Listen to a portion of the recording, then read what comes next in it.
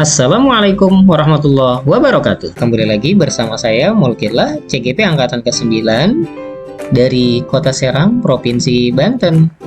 Pada kesempatan ini, saya ingin membahas koneksi antar materi pada modul 1.4. Pada koneksi antar materi kali ini, CGP diminta untuk mengaitkan materi yang telah didapatkan pada modul 1.1, modul 1.2, modul 1.3, hingga modul 1.4, dan dikaitkan dengan beberapa pertanyaan yang dihadirkan. Pertanyaan yang dihadirkan adalah pertanyaan yang bersifat peranan guru penggerak dalam penerapan budaya positif di sekolah. Kita ketahui bersama bahwa peran guru penggerak di dalam sebuah sekolah adalah menuntun segala kodrat yang ada pada anak untuk memperoleh keselamatan dan juga kebahagiaan, baik sebagai manusia maupun sebagai anggota masyarakat. Pertanyaan pertama, sejauh mana pemahaman Anda tentang konsep-konsep inti yang telah Anda pelajari di modul ini, yaitu disiplin positif, teori kontrol, teori motivasi, hukuman dan penghargaan, posisi kontrol guru, kebutuhan dasar manusia, keyakinan kelas, dan segitiga restitusi. Adakah hal-hal yang menarik untuk Anda di luar dugaan? Setelah mempelajari modul 1.4, saya sebagai CGP dapat memahami yang pertama adalah disiplin positif.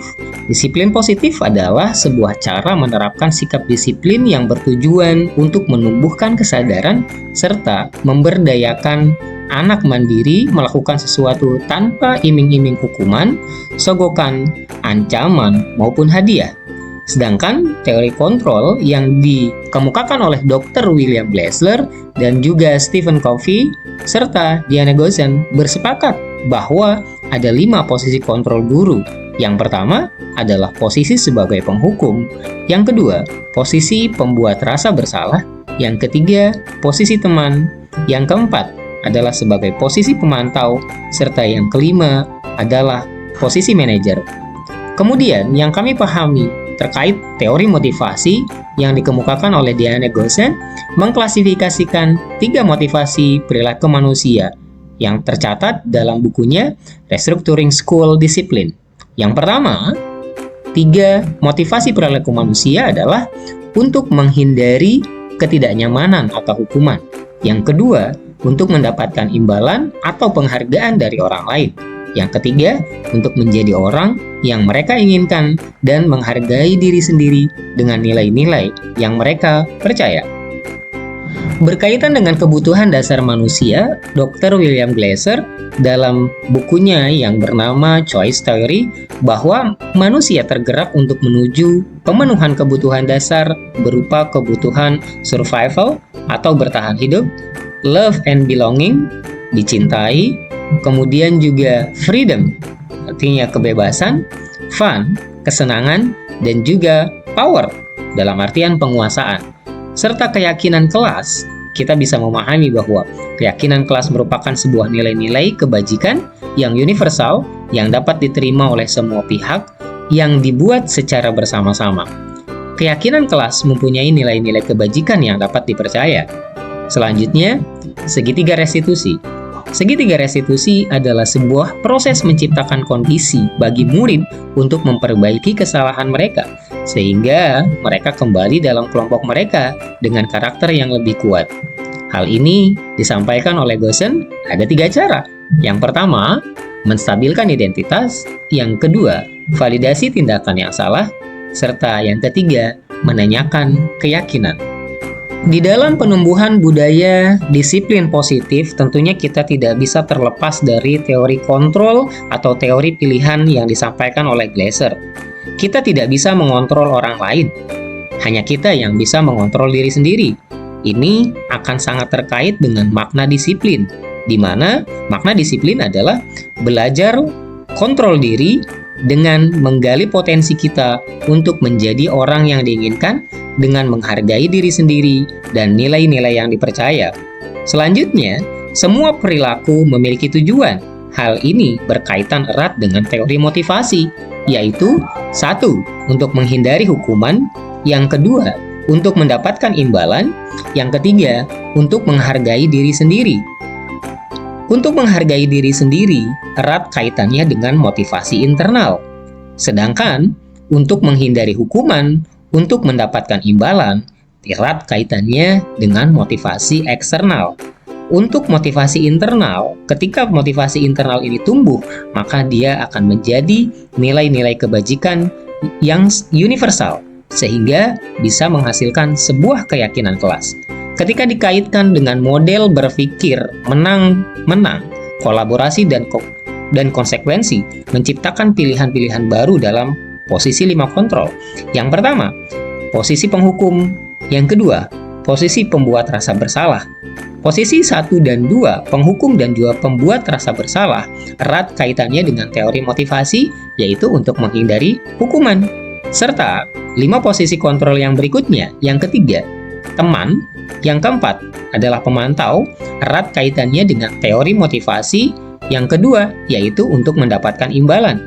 Serta yang kelima, berkaitan dengan posisi kontrol sebagai manajer, adalah sangat erat kaitannya dengan teori motivasi yang ketiga untuk menghargai diri sendiri. Kelima posisi kontrol ini dapat dilaksanakan dalam segitiga restitusi, yaitu menstabilkan identitas, validasi kesalahan, dan juga menanyakan keyakinan. Sehingga realita kebutuhan kita berbeda, kita berusaha memahami pandangan orang lain tentang dunia yang terwujud dalam 5 kebutuhan dasar dapat terpenuhi. 5 kebutuhan dasar tersebut adalah bertahan hidup, cinta kasih sayang, kesenangan, kebebasan, dan juga penguasaan. Tentunya dengan kita melaksanakan segitiga restitusi yang ada di sekolah, tentunya harapannya adalah bisa memenuhi semua kebutuhan dasar manusia. Pertanyaan kedua, perubahan apa yang terjadi pada cara berpikir Anda dalam menciptakan budaya positif di kelas maupun di sekolah Anda setelah mempelajari modul ini? Dengan mempelajari modul 1.4, saya paham bahwa disiplin positif di sekolah harus dibangun berdasarkan berbagai pertimbangan yang mendasarinya. Dengan memahami teori kontrol, maka selayaknya kita bisa memahami dan mengarahkan siswa dan siswi kita untuk dapat menjadi pengontrol yang baik bagi mereka sendiri. Disiplin positif yang hadir adalah buah dari pemahaman dan motivasi internal akan kebajikan universal yang tumbuh menjadi keyakinan bersama.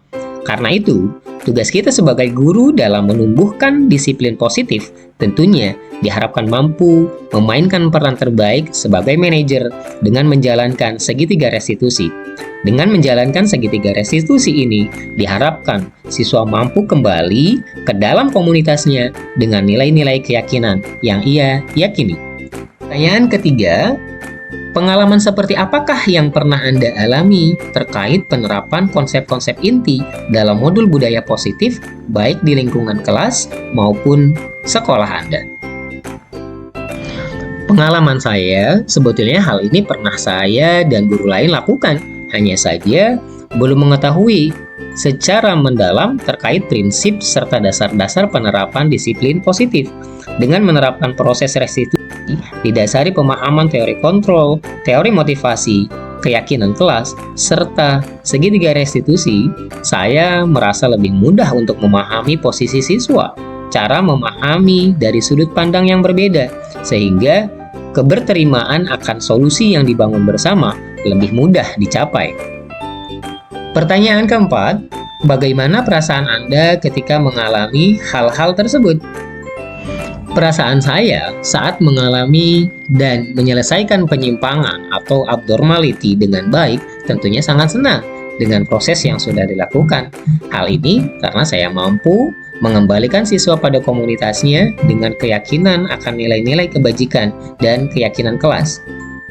Pertanyaan kelima, menurut Anda, terkait pengalaman dalam penerapan konsep-konsep tersebut, hal apa sajakah yang sudah baik? Adakah yang perlu diperbaiki?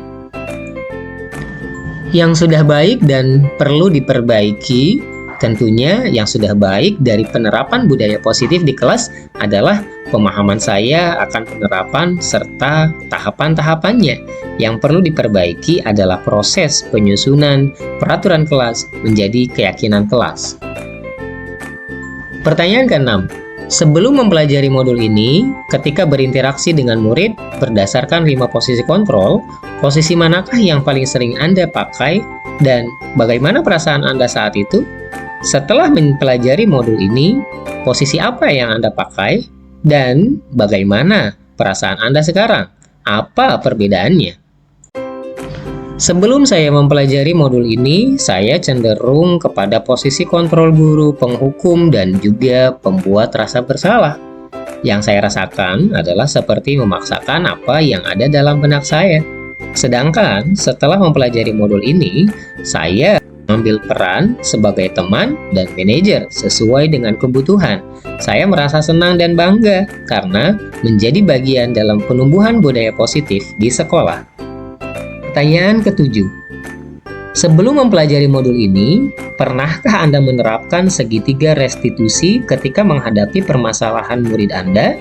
Jika iya, tahap mana yang Anda praktekkan dan bagaimana Anda mempraktekannya? Sebetulnya, kegiatan restitusi ini sering dilakukan.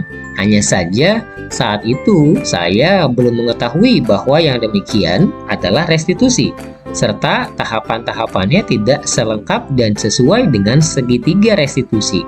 Kadang, hanya beberapa bagian restitusi itu saja. Sebagai contoh, pada menstabilkan identitas dan juga validasi tindakan yang salah. Hal ini saya lakukan dengan cara yang sederhana, dengan memberikan gambaran bahwa kita pun sama pernah demikian sebagai guru. Pertanyaan ke-8, selain konsep-konsep yang disampaikan dalam modul ini, apakah hal-hal lain yang menurut Anda penting untuk dipelajari dalam proses menciptakan budaya positif, baik di lingkungan kelas maupun lingkungan sekolah? Hal penting untuk dipelajari ke depan, saya merasa bahwa penting juga kita mendalami bagaimana menentukan pemilihan penerapan antara hukuman, konsekuensi, dan juga restitusi di sekolah.